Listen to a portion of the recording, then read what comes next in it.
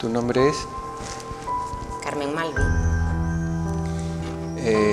¿Te dedicas a...?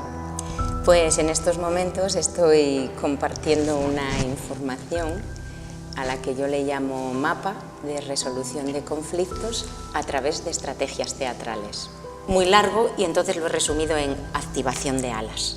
Activación de alas. ¿Por qué activación de alas? Bueno, pues porque a través de mi experiencia como hacedora de alas,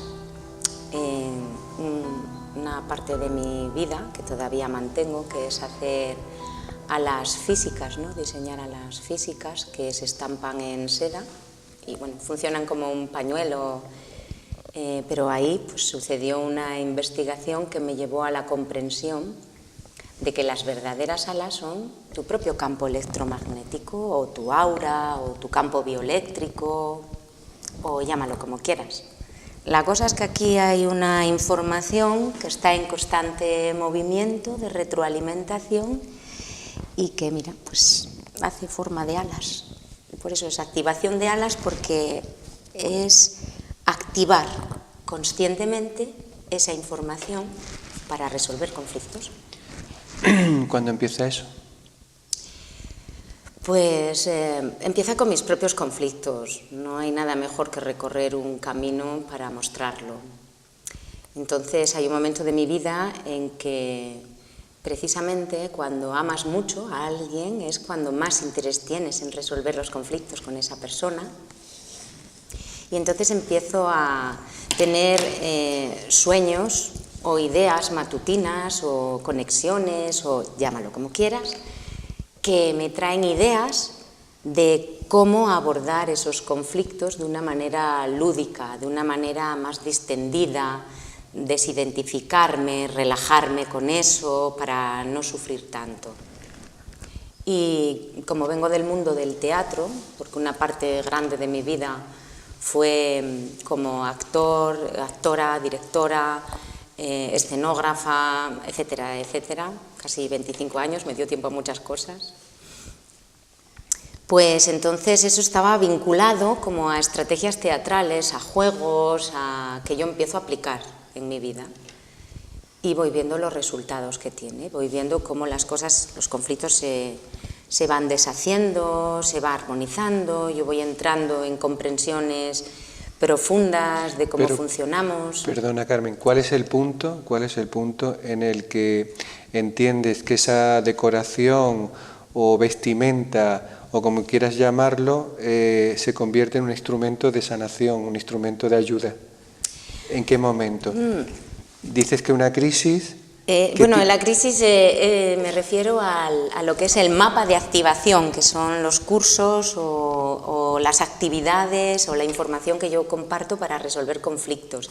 Y la prenda, sí, evidentemente también es como un instrumento no tanto de sanación como de activación. Eso fue lo que me llevó a comprender la asociación que había con tu campo electromagnético. Es el momento en que la gente comienza a acumular información diciéndome que le ha cambiado la vida con las alas, que le ha cambiado la vida, que le ha cambiado la vida y yo... Es un hecho casual en el que tú regalas unas alas de seda estampadas y algunas personas comienzan a decirte que su vida está cambiando como consecuencia de ponerse esa prenda de vestir con estampados. Un hecho que sigue sucediendo y llevo 11 años haciendo alas. Sí. ¿En qué momento decides dar el salto del mundo del teatro a impartir cursos?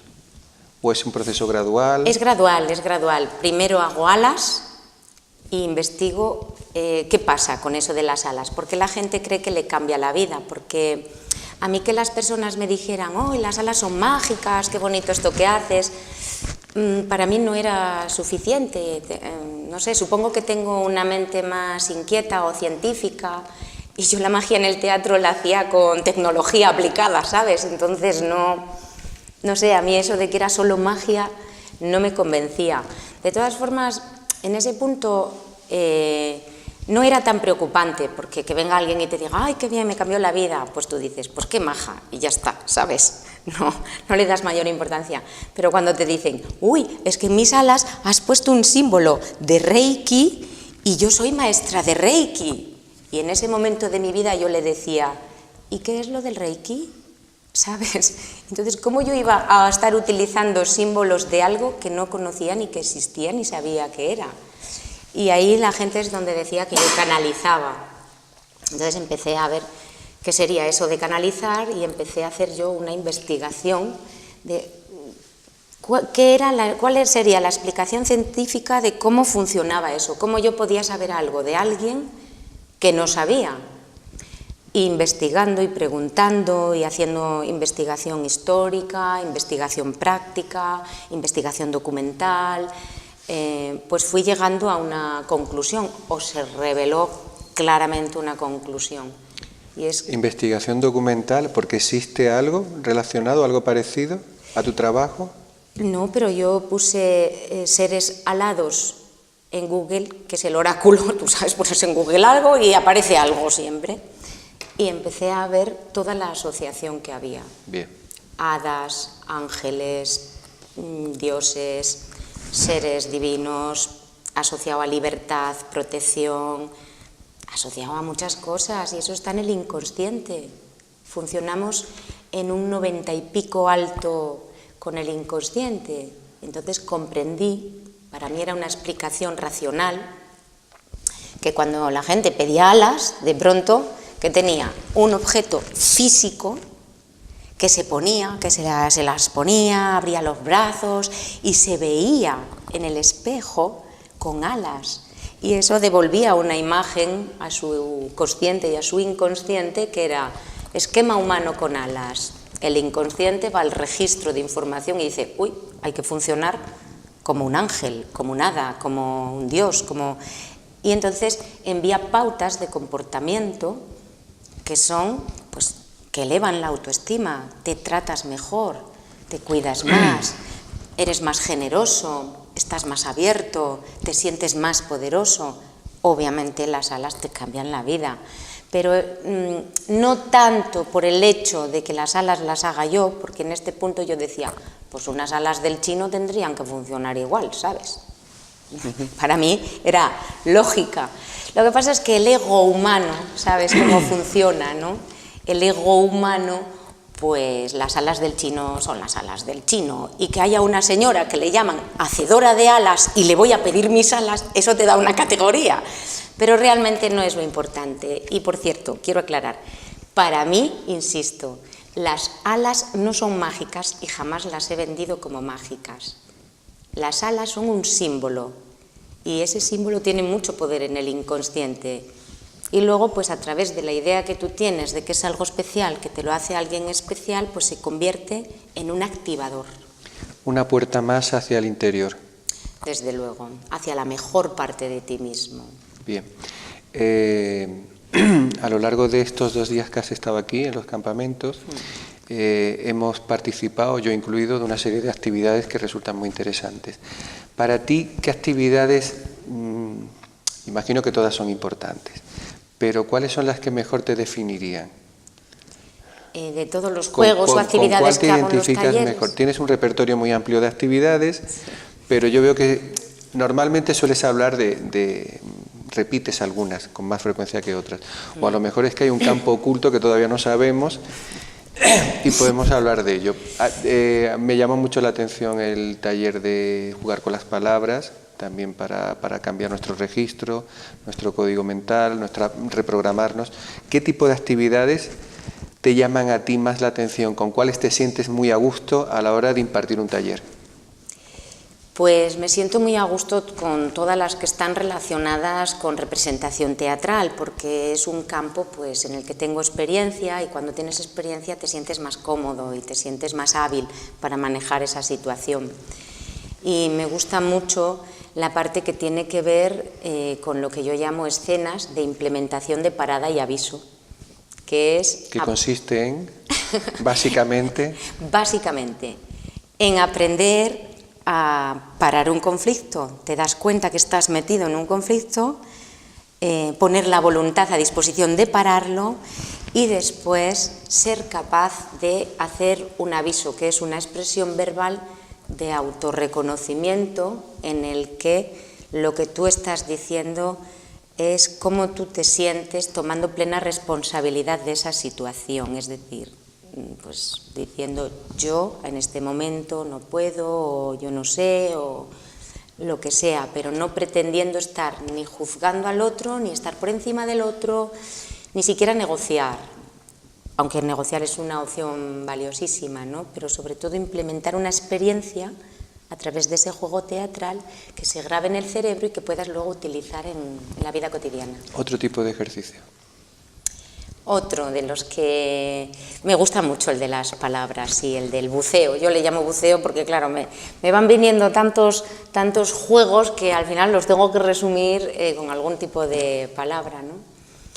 Y pues precisamente este me parece de un valor inestimable, sobre todo pues una vez que lo he jugado con muchas personas se va viendo hasta qué punto es fiable y eso es muy interesante.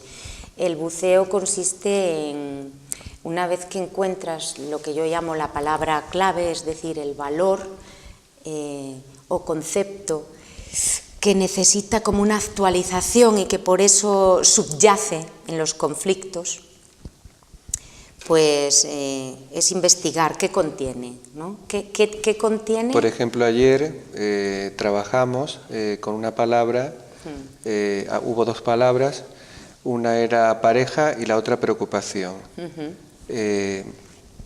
¿Puedes dar una pincelada de lo que ocurrió ayer desde tu punto de vista con la palabra, por ejemplo, pareja? Oh, sí, es algo muy evidente. Cuando se dice pareja, la primera asociación mental es algo habitualmente deseable, que todo el mundo está con esa cosa, ¿no? De poder disfrutar de lo que es una relación de pareja. Pero lo cierto es que la palabra lleva implícito dos, pareja. Y eso, cuando te das cuenta, y cada uno lo busca jugando, ¿no? a marcar sílabas, pues entonces salen cosas muy interesantes. ¿Qué salió ayer? Que recuerdes entre los chavales. Pues entre los jóvenes, los adolescentes, fue muy sorprendente. Bueno, la gran mayoría también ha encontrado... Bueno, ocurrió una cosa muy bonita, muy bonita. Los pequeñitos, los de 8 y 9 años, les salían cosas muy raras, decían ellos. Salían par de cejas, par de orejas, par de calcetines... Y entonces parecía que no tenía sentido, pero entonces lo analizamos o lo vimos como jugar esto, ¿no? Entonces, para seguir encontrando más información del inconsciente, puesto que el inconsciente, como maneja tanta información, nos habla con palabras que representan símbolos, símbolos cuyo contenido es personal, no es general. Entonces yo al niño le pregunto, ¿qué son los calcetines? Y me dice, pues son unas cosas de tela que te pones en los pies. Muy bien, ¿y para qué sirven? Y dice, pues para abrigarse, para que estén calentitos y para que no te hagan rozadura los zapatos. Digo, muy bien, entonces los calcetines te calientan y te protegen. Sí, muy bien. Y las cejas están por encima de los ojos, protegen los ojos, protegen los órganos que ven, y las orejas para escuchar, todo en par. Además ponía, no lo puse una vez, ponía par de cejas, par de orejas, par de calcetines. Eso es lo que representaba para ese niño la pareja. En ese momento, con 9 años, era dos que le protegen, le dan calor, le escuchan y le indican o le protegen también de las cosas que puede ver. Y sin embargo había también visiones o proyecciones del inconsciente negativas. Muchas. En los adolescentes ya, que estaban en otro rango de encontrar y de buscar pareja y de jugarlas y de esa prueba de parejas, aparecían el par, la reja, la queja, aparecían cosas... había casos, por ejemplo, en el que realmente no sabían ni siquiera cómo definir lo que se había mostrado. Pan. ¿Qué es el pan? Pero el pan hay que explicárselo, eso todo era la explicación para que tú la comprendas, para que sea muy escueta. La idea es que tú expliques cualquier palabra rara, que te sale un pato o un jamón en la pareja, ¿qué es eso? ¿No? Pues, a ver, ahora explícale a un niño de 4 años, 4, 5 años, ¿qué es un jamón? Tienes que hacerlo con ese margen. Tú utilizas el ejemplo de explícale a un extraterrestre. O explícale a un extraterrestre, ¿Qué claro. es un jamón? Eso es. Salía la palabra reja como cárcel y me llamó muchísimo la atención. Sí. Porque tú con las palabras que saca la gente, con las palabras que... Ellos la veían, ¿eh? Yo no les impongo. Lo ideal de este juego es que cada uno lo haga por individual y no se condicione con la información de otros. Luego lo pusimos en común. Bien, pero detrás de ese repertorio, de ese despertar de palabras en el inconsciente de la persona, adolescente, más pequeño o adulto, se construye una frase. ¿Qué pasa con esa frase?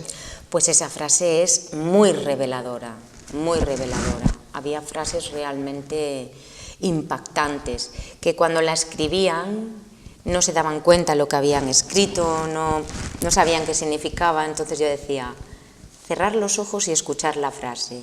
Y entonces de pronto, ¡guau!, se hacía la claridad y comprendían lo que se estaban diciendo, qué contenido tenía la idea de pareja dentro de ellos.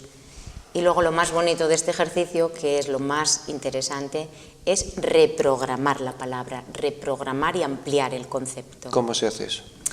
Lo más interesante es reprogramar la palabra y se hace en la propia hoja,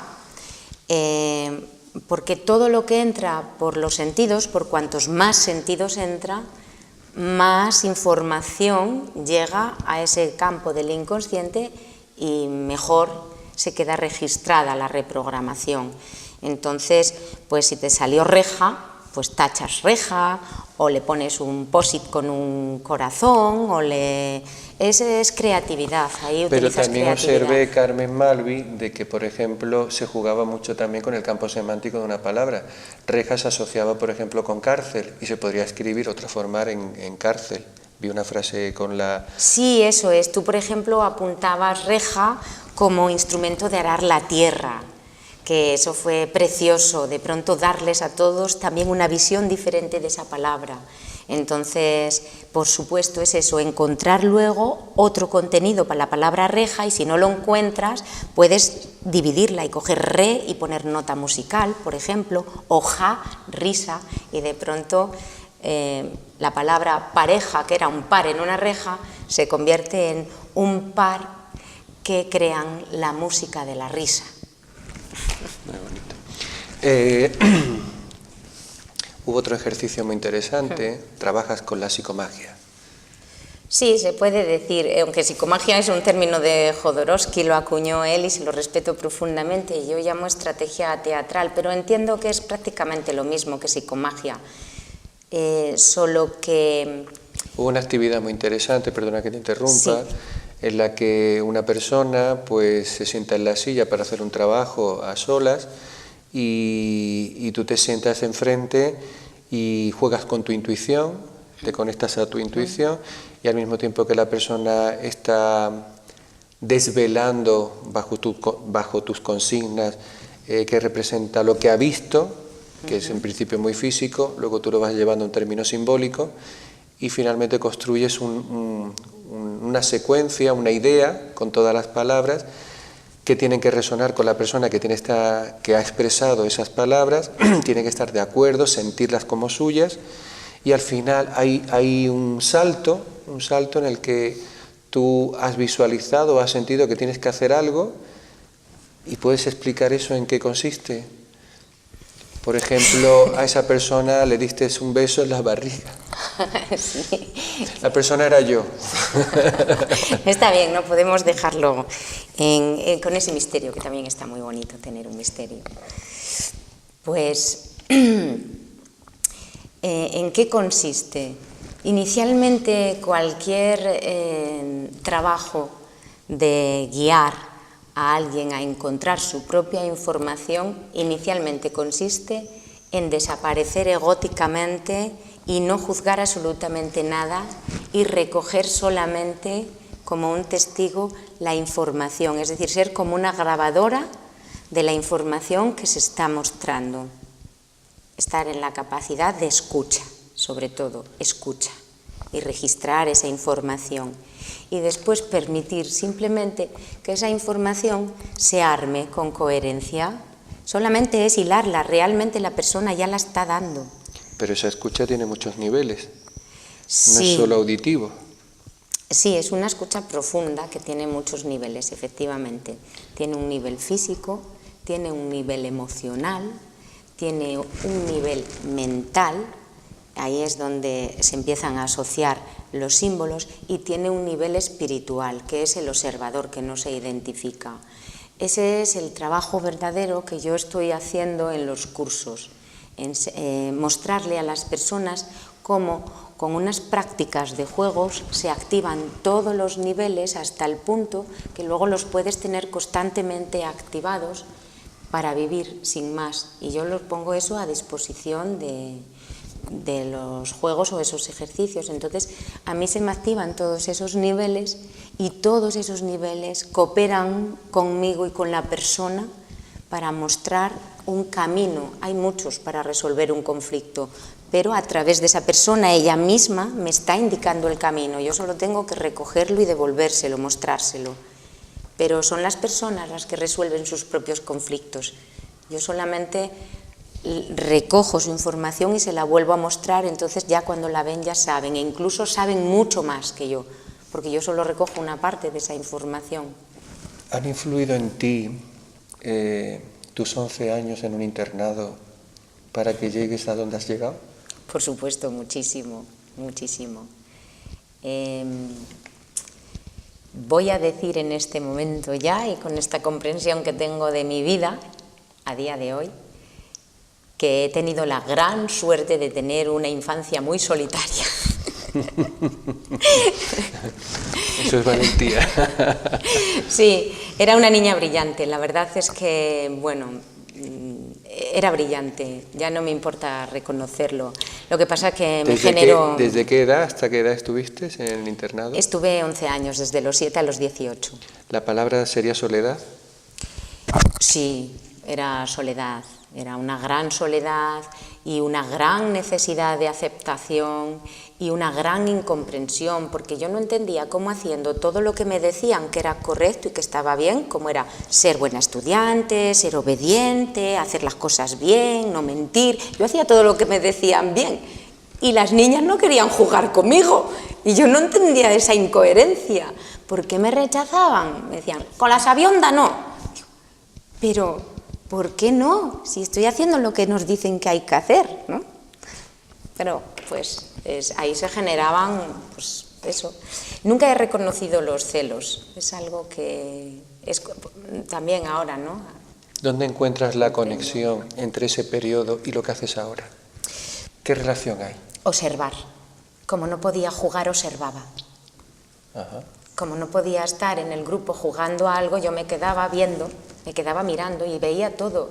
Veía cómo ésta se enfadaba con la otra, lo que ésta había hecho para que se enfadara, lo que se decían, y todo eso se iba grabando e iba construyendo cosas que no eran convenientes hacer porque tenían X reacciones, y otras que parecían más convenientes hacer para que te aceptaran. Yo estudiaba constantemente de una manera tácita. Con 7 años no estás maquinando, ¿no? Solo estás ahí viendo cómo juegan, pero el inconsciente sí está grabando qué registros son los útiles para que tú poder integrarte, porque es lo que mi ser deseaba, estar ahí jugando con ellas. Entonces... Muy bien. Entonces imagino que tu concepto de Dios sufre una evolución. Uf, enorme, enorme, grandísima. Yo era súper religiosa. ¿Qué concepto tienes ahora de Dios? Si se puede conceptualizar eso. Pues... Suponiendo que creas en Dios.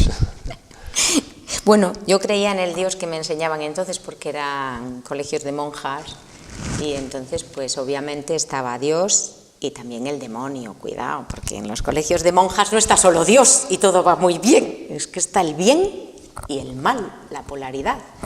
Entonces, eso generaba una controversia importante. Pero por algún motivo, cuando las niñas le preguntaban o se hablaba sobre Dios, y lo que yo iba registrando de Dios, se decía que lo más elevado era ver a Dios, ¿no? Y en cambio yo tenía un discurso interno que decía: Dios, no me llames, Dios, no quiero que vengas a verme ni nada. Yo no quería ver a Dios, me daba un pánico horrible, ¿no? Y así que le tenía mucho respeto y todo eso y hacía todo lo que mandaba, pero prefería no verle. Luego ya pues a partir de una edad, 17 años, 18, cuando ya salí de esa influencia, empecé a comprender que había una incoherencia grande entre lo que se estaba transmitiendo y lo que a mí me provocaba, lo que transmitían. Perdona que te interrumpa.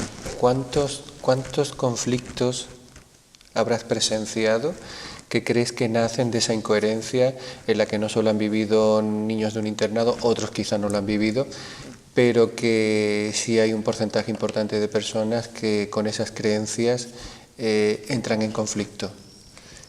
Bueno, la verdad es que no he hecho una investigación como para aventurarme a dar un porcentaje, pero diría que la gran mayoría, puesto que las iglesias católicas, a pesar de que todos estamos bautizados, pues ahora mismo están bastante desiertas, es decir, la gente sigue bautizando a sus hijos, pero luego no son practicantes, no van a la iglesia y no practican realmente los mandamientos ni nada parecido, con lo cual eso es una incoherencia. ¿Hacia dónde va la conciencia de la humanidad, según todo esto? Pues estas son preguntas muy gordas, como si yo tuviera las respuestas del universo, que a lo mejor sí, pero... No. Desde nuestra humilde presencia, para ti, desde tu valiosa experiencia, dentro de 100 años, ¿cómo crees que habrá evolucionado esa conciencia? Bueno, lo que yo desde mi humilde ser siento que va viniendo, e incluso de alguna manera yo ya he estado ahí y vuelvo para recordarlo, es que vamos hacia la era de Acuario, no solo ideológicamente, sino que físicamente hay un movimiento astronómico de todo nuestro sistema que se está moviendo hacia esa constelación, y esa constelación tiene una influencia energética y lumínica que genera una experiencia diferente para el planeta, para la humanidad, incluso para todo el sistema circundante. Y es el aguador.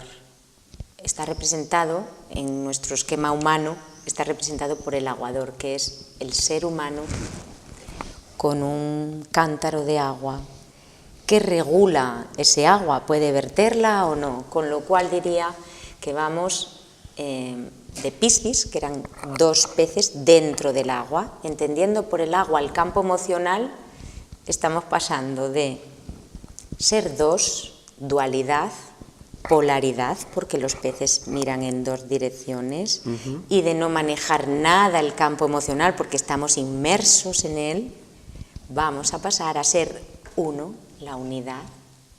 El ser humano ya no es un animal, hay una evolución o una, digamos, una carga mayor vibracional de información que eleva el espíritu, la conciencia, a esa unidad y esa cooperación, y la regulación emocional, regular las emociones. A nivel espiritual, ¿qué relación hay entre esa época de esa era de Piscis y Acuario? Porque me hablas a nivel emocional, pero a nivel espiritual, ¿cómo lo ves? Para mí las emociones son también del nivel espiritual es todo, pero si te refieres... ¿A qué te refieres? Me refiero a que como tú hablas de niveles, tenemos un nivel mental, ¿cómo ves la sociedad? La pregunta sería, ¿cómo ves la sociedad de aquí a 200 años? Porque trascendiendo la polaridad, trascendiendo la polaridad. Eso quiere, trascender la polaridad es trascender la polaridad a todos los niveles, solo que se va a hacer muy gradualmente. Por ejemplo, la polaridad de energía masculina y femenina, que parecía que estaba registrada la masculina en el hombre y la femenina en la mujer, y ahora ya se está viendo que no, oye, que no, que es que parece que los hombres tienen energía femenina y las mujeres la masculina, es decir, hay integración, cada uno ya está integrando esas dos polaridades en sí mismo. Con lo cual, al integrar esas dos polaridades, también las relaciones se van a transformar, ya no van a ser tan polares, no van a necesitar ser de hombre con mujer, sino que podrán ser de mujeres con mujeres y hombres con hombres. Eso se viene apuntando desde atrás, pero para mí eso no es que hay una permisividad en la homosexualidad y nada de eso. Para mí es un nivel vibracional más elevado del amor y de la integración de lo que realmente somos. Para eso la sociedad tendrá que resolver sus viejos esquemas morales y será la época de los espejos, donde la sociedad se mirará frente a sí misma para llegar a eso. Interesantísimo. ¿Y qué tiempo le das para este cambio? Bueno, estadísticamente dicen que una transición entre eras es entre 50 y 70 años, eso es lo que está por ahí registrado. La experiencia, no sé si esto se puede contar, porque es muy fuerte. Pero... Tu cuenta. Es que esto no lo suelo revelar, porque no hay... Tú eres sembradora. Tú eres una mujer sembradora, pues bueno, siembra. Bueno. De todas maneras, aquí tenemos un pacto de libertad y puedes hacer uso de él cuando quieras. Bueno, pues insisto, desde mi humilde persona, algunas experiencias que he tenido en otros planos me han llevado a ver lo que va a ser o hacia dónde vamos, incluso más allá de 200 años, ¿no? Entonces... Claro, pero vale. Me cuesta expresarlo porque... yo tiro de la idea. Vale, es que trascender la polaridad es todas las polaridades que existen, es decir, trascender la idea de lo que creemos que es la experiencia de vivir, por ejemplo. Más cosas. Trascender una polaridad, por ejemplo, de temperatura, ni frío ni calor. Por eso los polos se están derritiendo. O sea que lo que está sucediendo es un símbolo todo de lo que esa está evolución sucediendo, y de ese salto cuántico. Eso es. ¿Qué más? No ¿Qué más es has un visto? desastre, yo no veo ningún desastre en ningún sitio ya después de esa experiencia. Lo único que estoy viendo es la propia transición de Piscis hacia Acuario, con sus necesarias convulsiones. Como un parto. Como un parto con su proceso, efectivamente, en un muy buen ejemplo. El parto tiene momentos de dolor, que es dilatación, momentos de dolor, dilatación, hasta que nace la nueva criatura, que entonces ya pasa todo y se entra en otros registros de experiencia. Pues esto es lo que pasa. También se va a trascender el género. Va a haber un momento, quizá ya ha empezado a suceder, yo ya he leído noticias, que vamos a empezar primero a tener los dos géneros, ser hombre y mujer a la vez. Y después se van a perder los dos géneros, porque se van a integrar. También se va a perder materia. Se va a perder materia porque los niveles de densidad van a cambiar. La información ya no necesita ser tan densa para experimentar la polaridad, porque ya no hay separación. La comunicación, ¿por qué? Porque la comunicación, al regular las emociones, se va a ampliar otros campos que son, por ejemplo, la telepatía. Nos vamos a poder comunicar de una manera prácticamente tácita. La intervención en la cocreación, ¿no? La intervención será realmente como en las películas que hay magia, que necesito materializar una fruta, porque tengo hambre y materializo una fruta o materializo lo que sea. Como no hay polaridad, no hay ni violencia ni no violencia, ni paz ni guerra. Hay un estado de vibración que es de aprendizaje constante, pero en un estado vibracional que es un estado de serenidad. Serenidad. ¿Y para esto cuánto tiempo? ¿Lo veremos? Exactamente no lo sé, porque tampoco sé traducir muy bien los tiempos cuando me lo dicen.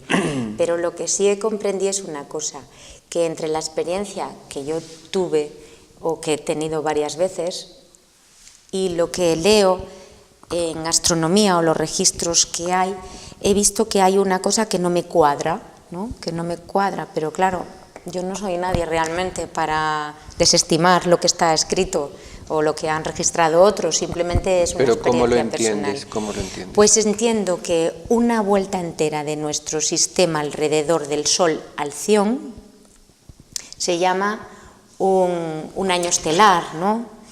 Y son más o menos 25.000 años. Y se está diciendo que en toda esa vuelta de 25.000 años, cada vez que pasamos por cerca de una de las 12 constelaciones, que va a incluirse una más, porque la 13ª constelación está introduciéndose en el sistema, o sea que eso también va a suceder, va a cambiar energéticamente del 12 al 13, eso en numerología también es otra cantidad de información muy importante, y que además 3 y 1 es 4, que es la estabilidad. Por eso vamos a entrar ya en eso, en un campo energético de experiencia estable, pero que evoluciona, no es aburrida. La gente, cuando le digo, se puede aprender desde el gozo de vivir, pero todavía no son capaces. No desde la competitividad. Sin competencia, sin sufrimiento, sin dolor. Qué aburrido, dicen. Sin angustias por buscar seguridad. Nada, es todo lo contrario, es increíblemente y alucinantemente estupendo, creativo, pero todavía a las personas les cuesta salir de Piscis y imaginar que uno no solamente no se va a aburrir sin tener altibajos, sino que es todo increciendo. La gente dice, todo lo que sube baja, y yo digo, todo lo que sube puede subir un poco más. Entonces es eso, vamos hacia arriba, hacia arriba, hacia arriba, hacia arriba, que es tanto como decir, el universo va avanzando, avanzando, avanzando, avanzando, pero si es que no hay otra cosa, estamos en constante movimiento. ¿Qué nuevos conocimientos aparecerán, que ya están emergiendo? ¿Qué crees que se consolidará? ¿Qué papel juega el planeta? Se consolidará más la sensación experiencial y no teórica de que somos uno. Todos somos el mismo bicho, y si todos tuviéramos la experiencia de que somos una patita del bicho y que necesitamos al bicho completo para movernos, ¿sabes? Todo esto funcionaría de otra manera, porque entonces somos el mismo bicho con el planeta, con todo el planeta está vivo, es una entidad viva. ¿Puedes contarnos algo del planeta dentro de esta conciencia? ¿Cómo tenemos que mirarlo? ¿Cómo tenemos que actuar? ¿Cómo tenemos que relacionarnos con él? ¿Cómo te relacionas tú con él? Pues yo con el planeta es que ya se ha recogido esa sensación. El planeta es como la madre, te está sosteniendo, te alimenta, pero es como la madre en el nivel superior de amor incondicional. Es la madre que te permite, es la madre que te nutre, que te acoge y te permite, y de vez en cuando te da una sacudida para que te ponga las pilas. Pero es la madre, sí, algo así. ¿Algo más que añadir, Carmen Malvi? Que me siento muy afortunada por ser canal para tener todas estas experiencias, que no me sentía preparada, ni digna, ni pensaba que había un error, que alguien se estaba equivocando. trayendo todo esto a mi humilde ser, ¿no? Y una vez que comienzo a aceptar esto, a aceptar que puede ser que no se equivoquen, que estoy comprendiendo cosas, que la grandeza que estoy empezando a ver en mí misma es inseparable de la grandeza que veo en los demás, entonces lo único que tengo que añadir es que todos, absolutamente todos los seres humanos y todos los seres vivos del planeta tienen la grandeza del universo implícita, que es indefinible, no me puedo atrever a definirla porque es infinita.